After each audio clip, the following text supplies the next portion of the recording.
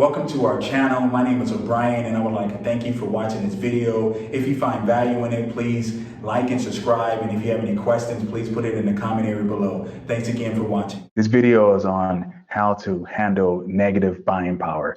So if you have negative buying power or low buying power, this video is going to be able to help you do that. We're going to go over 7 different ways.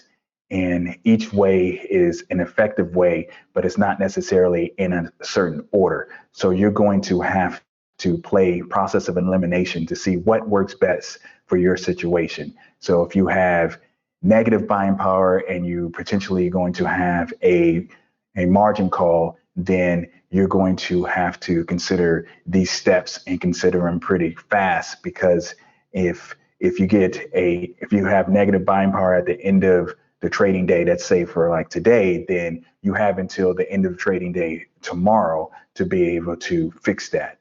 Sometime a brokerage firm will give you longer, but to make sure they do not just start taking off positions any way they deem appropriate, you're going to have to fix that buying power yourself. And we don't encourage people to wire in capital or add more capital, because that's just throwing good money at a bad situation. We encourage people to actually follow these seven steps that we're about to introduce. All right, so let's jump into the first step. The first step is to add the opposite side of a position. So if you have a position on, let's say, the call side, you have a call spread on, what you can do is add the opposite sides, because your call side is your tested side, and that is potentially causing a problem. Or even if it's not causing a problem and you have low buying power or negative buying power and you're trying to increase your buying power, you can add a position to the opposite side.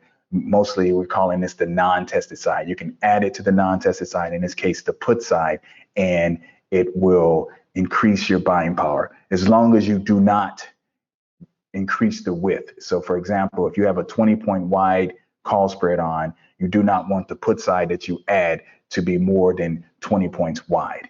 If it's less than 20 points wide, it's going to increase your buying power. So let's jump into an example. All right, so we're going to bring up a position that we have in this account, Square. And this position is about 5 days to expiration, as you can see here. And we're going to look at this. On this case, we have a position on the put side only, and it is a 5-point wide spread, as you can see here, and it's at a 23 delta. So what we can do is add the opposite side. We can add the opposite side in 2 ways, because this is 2 contracts, 5 points wide. So it's like having 1 contract, 10 points wide. So what we can do, we can go over here and let's say we add this 24 delta 257.5 strike price, and we buy 10 points wide here, and that's going to give us $139 back in buying power. So that's increasing our buying power there. Or what we can do is do the 5-point wide and do 2 contracts, as you can see here. And if we do 2 contracts, that's going to actually give us more. It's going to, instead of 139, it's going to give us $178 of additional buying power. So this is a strategy that you can do to all your different positions that you only have one side on. You can add the opposite side or the non-tested side, and it will increase your buying power 100% of the time, as long as you do not increase the width. So for example, if we increase this width here, then that's going to change the buying power situation, and it goes to negative. All right, so we do not want to do that. All right, so let's move on to number 2.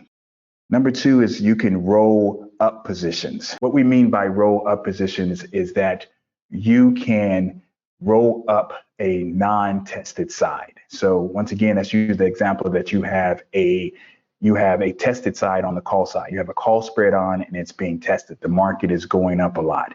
What you can do to help with negative buying power or low buying power is that you can roll up a position that you have on the opposite side. Let's say you had an iron condor on, or a strangle. You can add the other side by rolling up towards at the money. In this case, we're talking about the put side. You can roll that put side up. In the Dorian Way, we consider this going into the equilibrium. Every time you go up or towards at the money, because the at the money line is the equilibrium line, that you will always increase your credit. You will always get an increase in credit. So whenever you add more premium as an option seller, you will reduce your risk and increase your buying power. So let's look at an example here. We're going to go into a position that we have in this account called Riot, and we're going to roll up the position. We have it on with 12 days to go here. And as you can see, we have on the call side and we have on the put side. On the call side, we have a 49 delta, and on the put side, we have a 32 delta. So in this case, the call side would be your tested side. This is going to be the tested side, the T side here. And then the put side would be the non-tested side, the NT. So what we would do is roll up the non-tested side to be able to get a little bit more premium.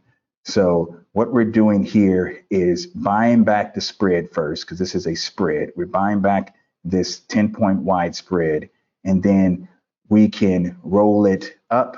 And let's say we can go to the 37, and we can keep the spread 10 points wide, as you can see. And this is going to increase our buying power, not by a lot, but it is increasing our buying power nevertheless by $74. Or we can be a little bit more aggressive, and let's delete this one here. We can be a little bit more aggressive, and we can actually go to the same strike, but on the put side as the call side. So we can sell the 40 and then do a 10-point wide again. You want to keep the spread the same width, or it's going to increase your buying power. So in this case, we're getting $194 in buying power increase. This is the buying power here on this Tastyworks platform. And once again, if we did something that was wider than 10 points wide, it would increase our buying power, and we wouldn't want to do that. So the call side, it must be a little bit wider. So let's just go right here. And if we went to something like this, you'll see that it increased our buying power. So we do not want it to do that. We want to keep the buying power as high as it can possibly be by staying with the same width as the call side. All right, so this is what is considered a roll up to be able to get more premium. And you can do this on the call side if that is the non-tested side. All right, so let's clear this. Let's now discuss number 3. You can do what we call a full rollaway. And the full rollaway is in the type of adjustment that we teach members of the Dorian Way.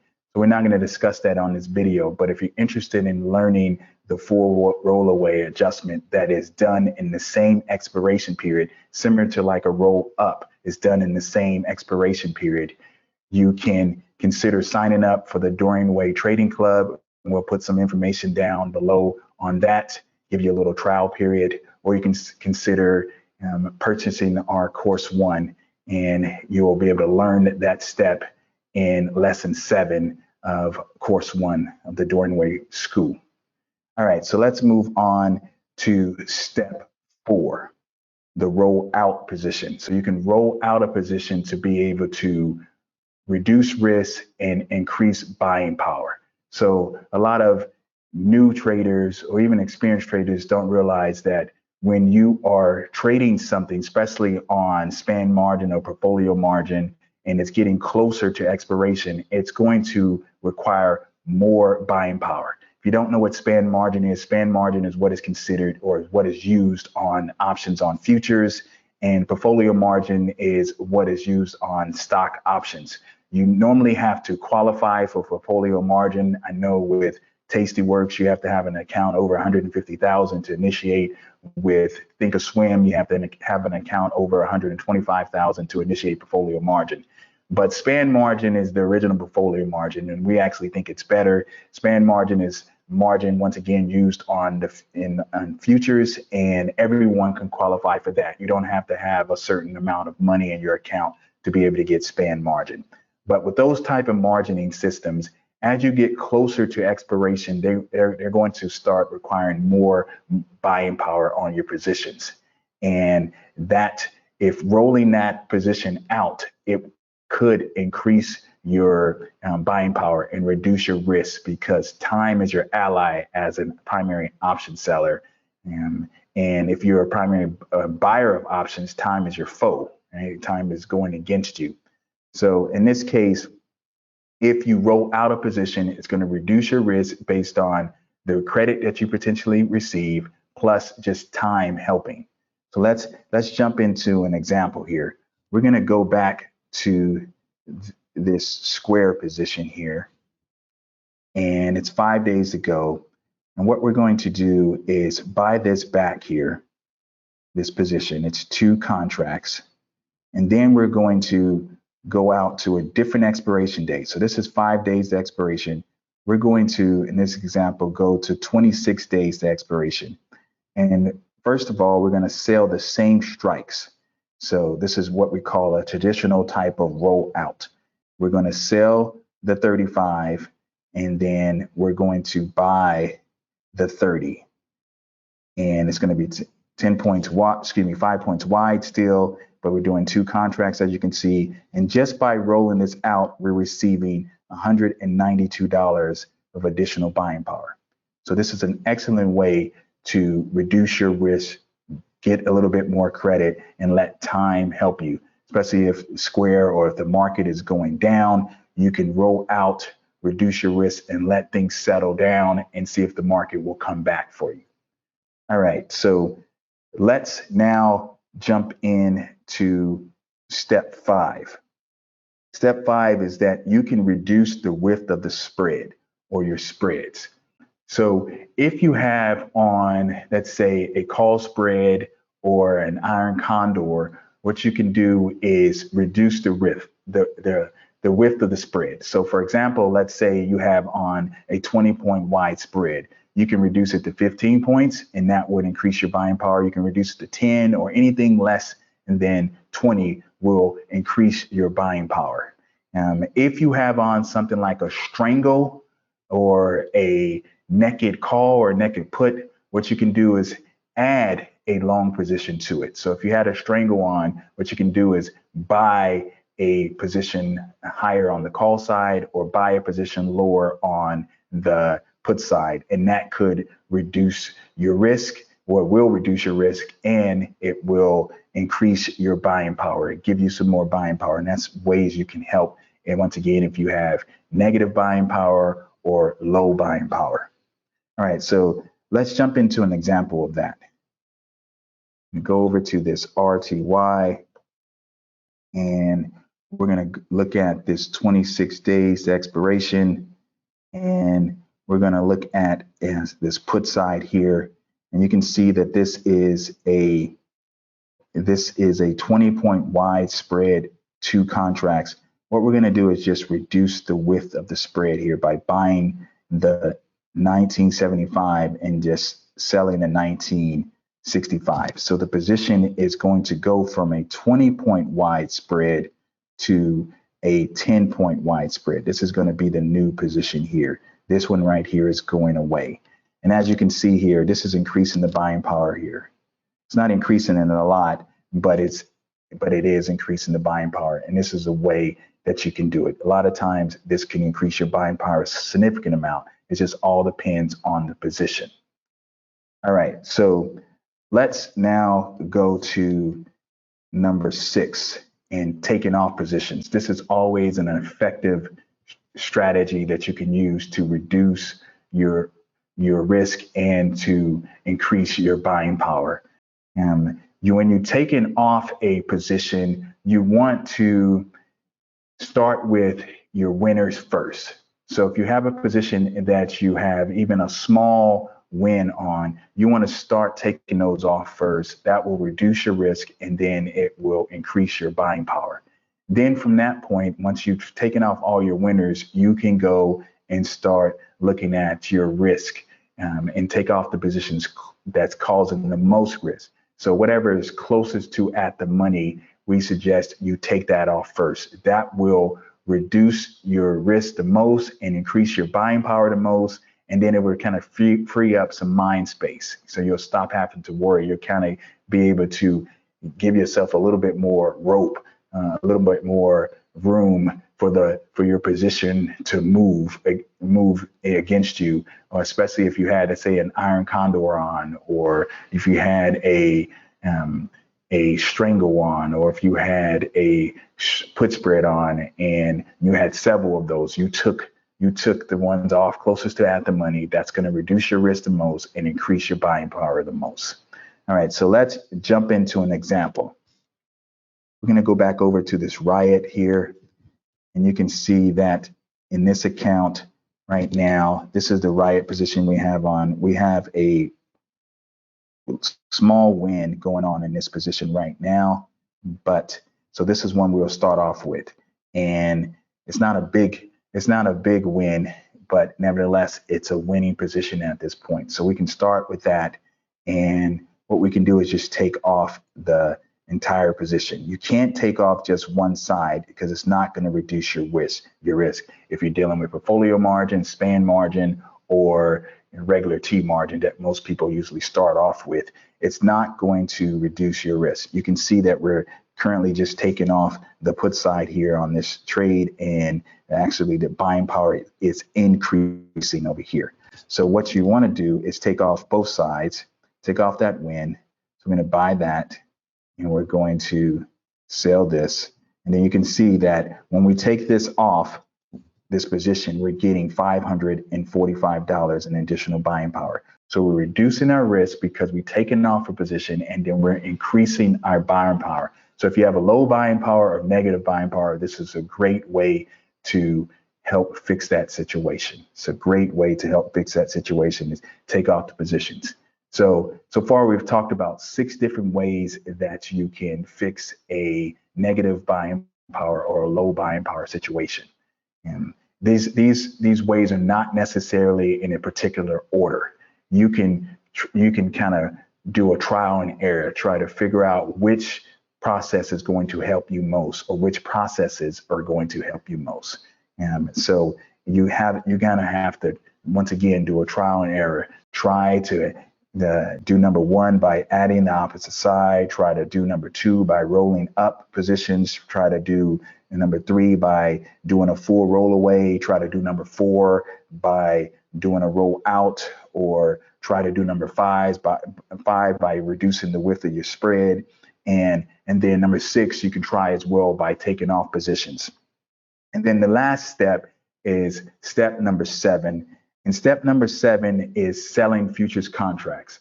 So this method works significantly well if you're using span margin, options on futures. And if you learn the Dorian Way, we teach you how to use options on stock and options on futures. We actually teach you how to buy and sell futures contracts as well.